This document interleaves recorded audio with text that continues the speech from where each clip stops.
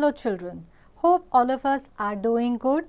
The topic that we will study today is weather, climate and adaptations, and the things we will learn are weather, climate, factors that affect the climate of a place, climatic adaptations of animals and bird migration.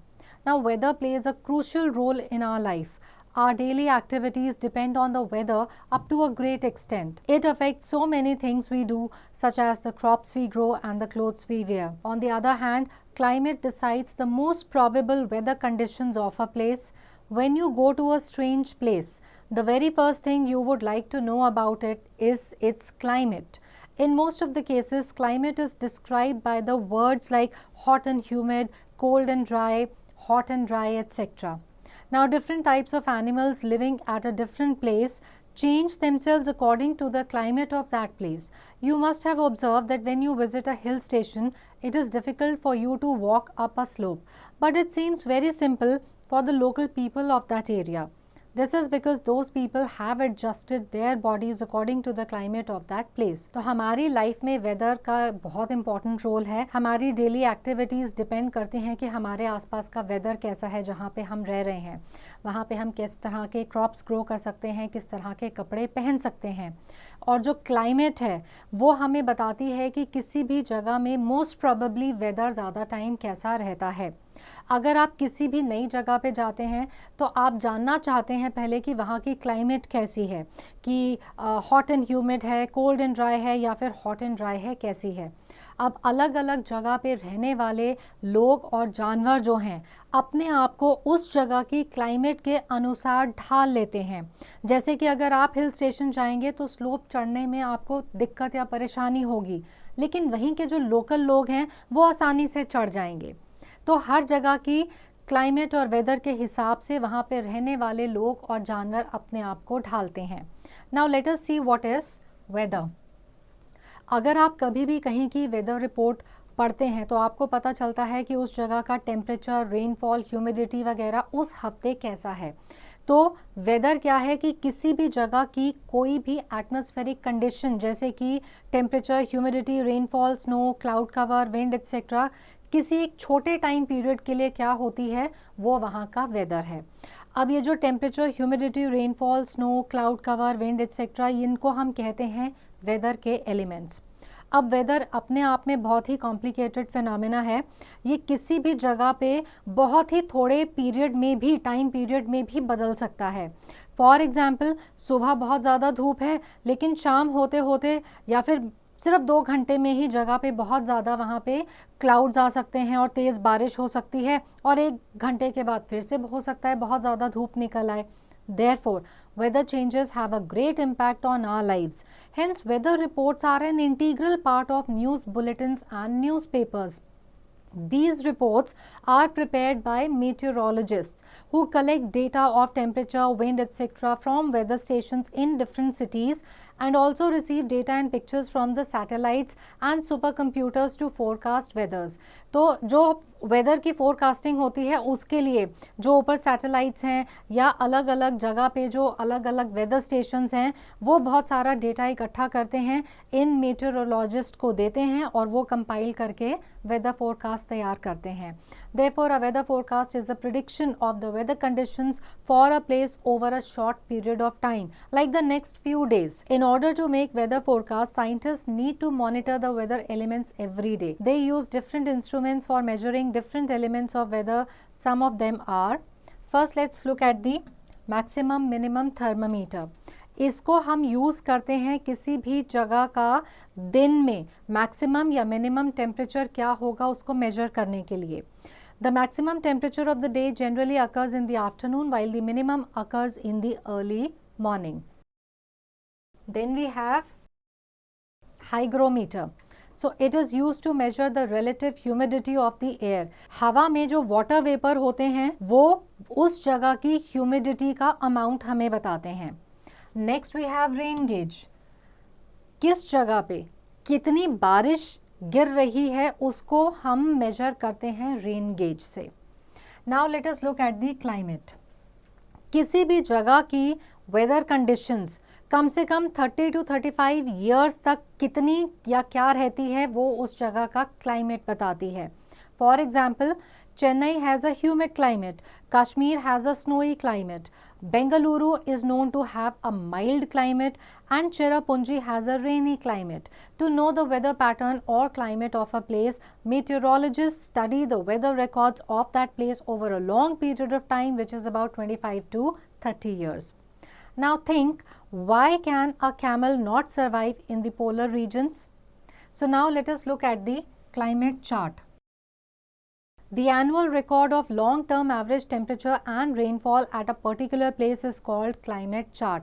ये chart से हमें idea मिलता है कि किसी एक जगह का क्लाइमेट जो है किसी भी साल के एक स्पेसिफिक टाइम पीरियड में कैसा होगा. Observe the charts carefully and you will find that in the months of June, July and September, Mumbai receives heavy rainfall while rainfall in Delhi is much less. The temperature range in Delhi is wide, not only in summer and winter temperature but also in day and night temperature.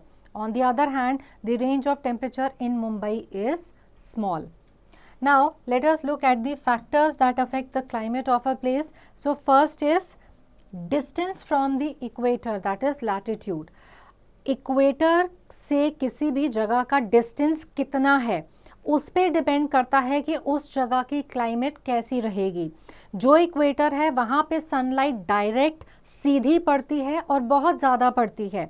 तो जो जगह equator के जितना नज़दीक होगी वहाँ पे उतनी गर्मी होगी और जो जगह इक्वेटर से जितना दूर जाते जाएगी वहाँ पे उतनी गर्मी कम होते जाएगी. जो पोल्स हैं अर्थ के, नॉर्थ और साउथ पोल, वहाँ पे बहुत ज़्यादा ठंड रहती है क्योंकि वहाँ पे जो सनरेज हैं वो एक एंगल पर पड़ती हैं, सीधी नहीं पड़ती हैं. Then next is distance from the sea. किसी भी जगह का डिस्टेंस किसी भी सी से कितना नज़दीक है या दूर है उस पे डिपेंड करता है कि वहाँ का टेम्परेचर कैसा रहेगा. जो जगह सी के नज़दीक होती है वहाँ पे ना तो ज़्यादा ठंड पड़ती है और ना ही ज़्यादा गर्मी पड़ती है और जैसे जैसे सी से दूर जाते हैं वैसे वैसे जो क्लाइमेट है वो बहुत ज़्यादा एक्सट्रीम होता जाता है. कहीं पे बहुत ज़्यादा गर्मी होती है तो कहीं पे बहुत ज़्यादा ठंड होती है. इसी तरह से सी लेवल से हाइट को कितनी ऊपर जा रही है जगह उस पे भी डिपेंड करता है कि उस जगह का क्लाइमेट कैसा रहेगा. जितनी जगह ऊंचाई पे होती है उतनी ज़्यादा वहाँ पे ठंडक होती है. Then direction of the prevailing wind. So direction of the prevailing winds from oceans or seaside bring rain to the coastal areas and dry weather to the inland areas. Now let us look at the climatic adaptations of animals. Now whatever be the climate, living organisms are found almost everywhere. हर जगह पे आपको अलग अलग तरह के जानवर नज़र आएंगे जिनमें कि अब जहाँ पे वो रहते हैं वहाँ की क्लाइमेटिक कंडीशंस के हिसाब से उनके अंदर सूटेबल फीचर्स पैदा हो जाते हैं या डेवलप होते हैं ताकि वो उस सराउंडिंग में आराम से रह सकें. सो ये जो स्पेशल फीचर्स या हैबिट्स इन जानवरों में डेवलप होते हैं जिससे कि वो किसी जगह पे सरवाइव कर सकें उन्हें अडेप्टेशन कहा जाता है. Now it is a slow process which takes many generations and millions of years to take place. Adaptations improve the chances of survival of a species of animal and plants in its habitat. So in this chapter we will cast light upon adaptations of animals living in polar regions and in tropical rainforest. Polar regions are the places near the poles, that is North Pole and South Pole. Some of the countries belonging to polar regions are Canada, Alaska, Finland, Greenland, Siberia and entire Antarctica continent. And tropical rainforests are found in the countries like India, Malaysia, Indonesia, Brazil, Republic of Congo, Kenya, Uganda and Nigeria. So first of all let us look at the polar regions. Polar regions में sun जो है साल के 6 महीने नज़र आता है और 6 महीने नज़र नहीं आता है. अगर सन नज़र आता भी है तो भी उसकी धूप या जो शाइन है वो बहुत ही कमज़ोर होती है। तो ये जो जगहें हैं ये वर्ल्ड की सबसे ज़्यादा ठंडी जगहें हैं, बहुत ज़्यादा ड्राई होती हैं, यहाँ पे बहुत ज़्यादा बर्फ़ होती है और बहुत तेज़ हवाएं चलती हैं। विंटर्स में यहाँ का टेम्परेचर जो है -37 डिग्री सेल्सियस तक नीचे गिरता है।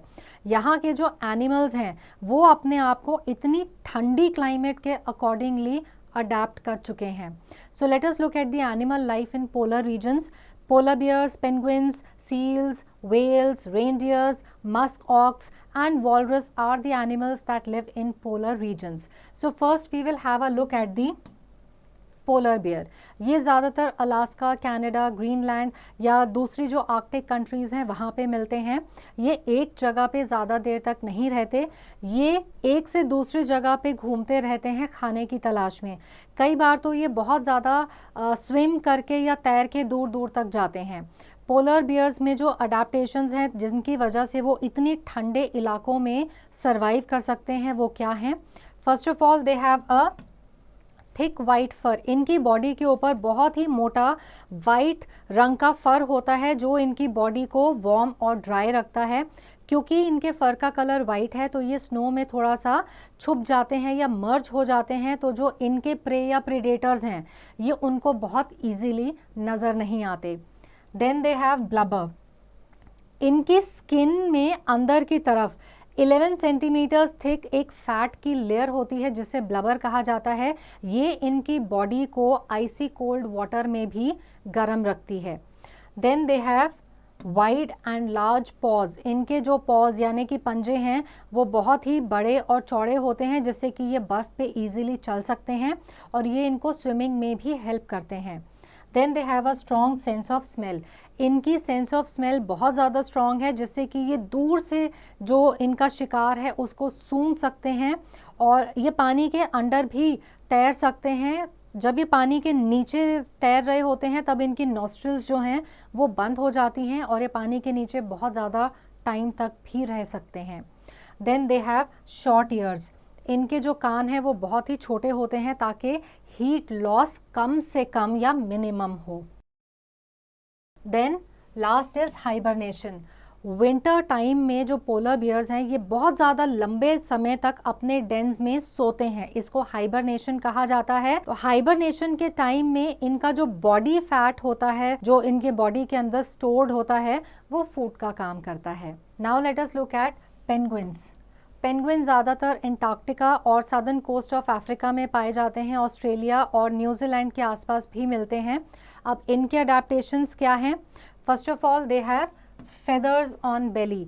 इनके पेट पर बहुत ही ज़्यादा डेंसली पैक्ड फेदर्स होते हैं जिनके बीच में कि गैप्स नहीं होते.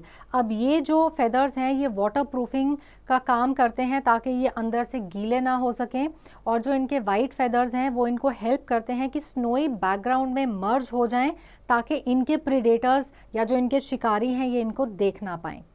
Then they also have blubber.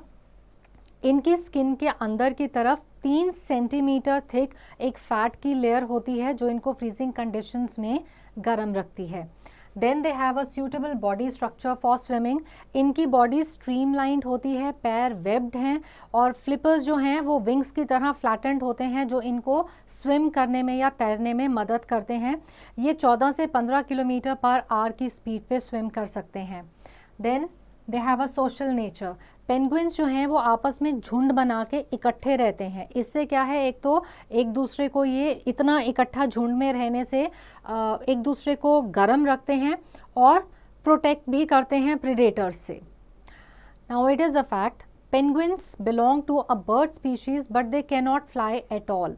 Penguin pairs share duties. The female penguin builds the nest and lays the eggs while the male hunts and eats. Then female hatches the eggs and when the females hunt and eat, the male hatches the eggs.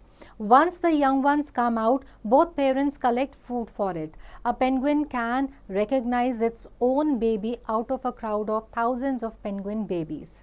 Now let us look at the tropical rainforest. The tropical regions are found around the equator, therefore have a hot climate. During summers, the temperature may cross 40 degrees Celsius, while in winters, temperature is generally higher than about 15 degrees Celsius. क्योंकि equator के आसपास है तो यहाँ पे ज़्यादातर गर्मी ज़्यादा होती है. क्योंकि इन जगहों पे बहुत ज़्यादा बारिश गिरती है तो इन जगह पे जो फॉरेस्ट मिलते हैं उनको ट्रॉपिकल रेन फॉरेस्ट कहा जाता है. Indian tropical rainforests are found in the Western Ghats and the northeastern regions of Assam, while in other parts of the world, these are found in the Amazon basin in Central America, the Congo basin in Central Africa and Malaysia, Indonesia and New Guinea in Southeast Asia. Now let us look at the animal life in tropical rainforest. These regions are warm and rich in rain. ये क्योंकि गर्म है, यहाँ पे गर्मी थोड़ी ज़्यादा होती है, बारिश ज़्यादा होती है, तो यहाँ पे बहुत तरह के plants और animals मिलते हैं. The major types of animals living here are monkeys, apes, gorillas, tigers, elephants, leopards, lizards, snakes, birds and insects. And so many animals live in rainforest. Therefore, there is a fierce competition for food, water and shelter. क्योंकि यहाँ पे इतने सारे animals रहते हैं तो खाना, पानी और shelter के लिए इनमें बहुत ज़्यादा competition रहता है. So, some of the animals and adaptations found in them are, first of all, let us look at the monkeys. अलग अलग टाइप के monkeys इन regions में मिलते हैं. इन रीजन्स में जो मंकीज़ मिलते हैं उनको न्यू वर्ल्ड मंकीज़ भी कहा जाता है. अब इनकी अडेप्टेशंस क्या हैं? इनकी बड़ी लंबी पूंछ होती है जिसको कि प्रीहेंसाइल टेल भी कहा जाता है. इस पूंछ की मदद से ये जो ट्री की जो ब्रांचेस होती हैं उनको ईजिली इस पूंछ से पकड़ते हैं तो इनके हाथ जो हैं वो फ्री हो जाते हैं बाकी की चीज़ों को हैंडल करने के लिए. फिर इनकी जो पूंछ है वो इनको चीज़ें पकड़ने में भी मदद करती है. फिर इनके जो फोर लिम्स और हाइंड लिम्स हैं वो बहुत लंबे होते हैं जिसके वजह से ये पेड़ों पे एक डाल से दूसरे डाल पर स्विंग कर सकते हैं. Next we have the lion tailed macaw और दी बियर्ड एप. अब ये वेस्टर्न घाट्स के रेन फॉरेस्ट में रहते हैं. ये ज़्यादातर टाइम अपना पेड़ों के ऊपर ही बिताते हैं क्योंकि वहाँ पे इन्हें बहुत अच्छे से खाना मिल जाता है और प्रेडेटर से इनको सेफ्टी या प्रोटेक्शन भी मिल जाती है. क्योंकि ये देखने में थोड़ा शेर जैसे लगते हैं इसलिए इनको लायन टेल्ड मकाओ कहा जाता है. इनकी एक सिल्वर कलर की मेन होती है जो इनके सर और चीक्स के आसपास, चिन के आसपास हमें नज़र आती है. अब इनकी अडेप्टेशंस क्या हैं? ये ओमनीवोरस हैं तो ये फ्रूट्स, नट्स, सीड्स, लीव्स और इंसेक्ट्स इन सब चीज़ों को खाते हैं. ये ग्रुप्स में रहते हैं ताकि एक दूसरे को मुसीबत से या डेंजर से बचा सकें. और क्योंकि ये पेड़ों के ऊपर रहते हैं तो इनको काफ़ी अच्छा खाने को मिल जाता है और इनको नीचे ग्राउंड पर आने की ज़्यादा ज़रूरत नहीं रहती. Now let us look at the elephants. Indian tropical rain forest में काफ़ी सारे एलिफेंट्स मिलते हैं. एलिफेंट्स जो हैं वो आपस में बहुत ज़्यादा डीप एक फैमिली बॉन्ड बना करके रहते हैं और ग्रुप्स में जो हैं इनकी बड़ी रिलेटेड फीमेल्स हमें नज़र आती हैं. अब इनकी अडेप्टेशंस क्या हैं? They have large years. इनके बहुत लंबे कान हैं जिनको कि ये हिला करके अपने आप को कूलिंग इफेक्ट देते हैं और ये इनको बहुत दूर से या बहुत ही किसी सॉफ्ट साउंड को सुनने में भी मदद करते हैं.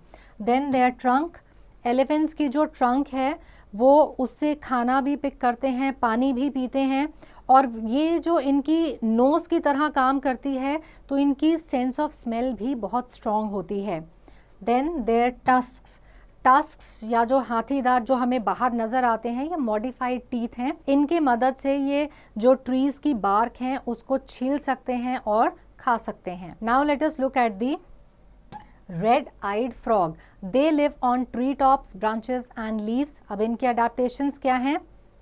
The huge red eyes. इनकी बहुत ही बड़ी लाल रंग की eyes होती हैं जिससे कि जो predators हैं वो डर जाते हैं.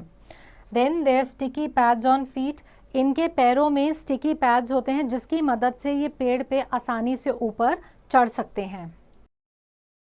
Then let us look at toucans. Now as there is competition for food, toucan birds are adapted to get food which is not easily reachable. So first adaptation is their long and large beak.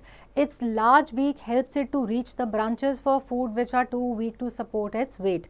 Then their ability to transform body in ball shape.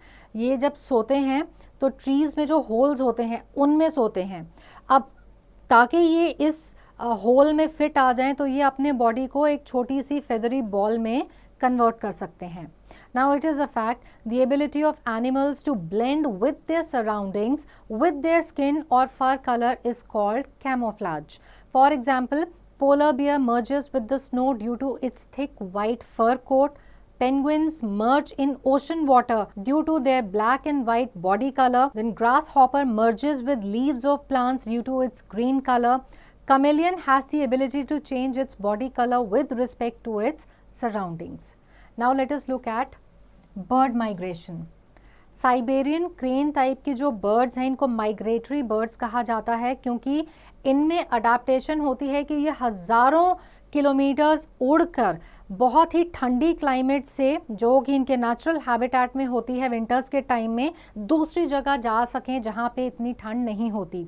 तो ये जो seasonal movement होती है, जिसमें कि किसी भी एक एनिमल की पूरी जो स्पीशीज़ है, जो पूरा झुंड है, वो एक जगह से दूसरी जगह जाता है, इसको माइग्रेशन कहा जाता है. Many of these birds reach India to the places like Bharatpur in Rajasthan and Sultanpur in Haryana. Siberian cranes are one of them. These birds can remember their location, route and orientation of sun during the day and that of stars at night. तो क्योंकि इनको बहुत long distance travel करना होता है, तो ये याद रखते हैं लोकेशंस को, और कैसे पहुंचते हैं अपनी लोकेशंस पे या रूट कैसे सही लेते हैं, ये दिन के टाइम में सन की जो ओरिएंटेशन है और रात को स्टार्स की जो है, ये उसको याद रखते हैं.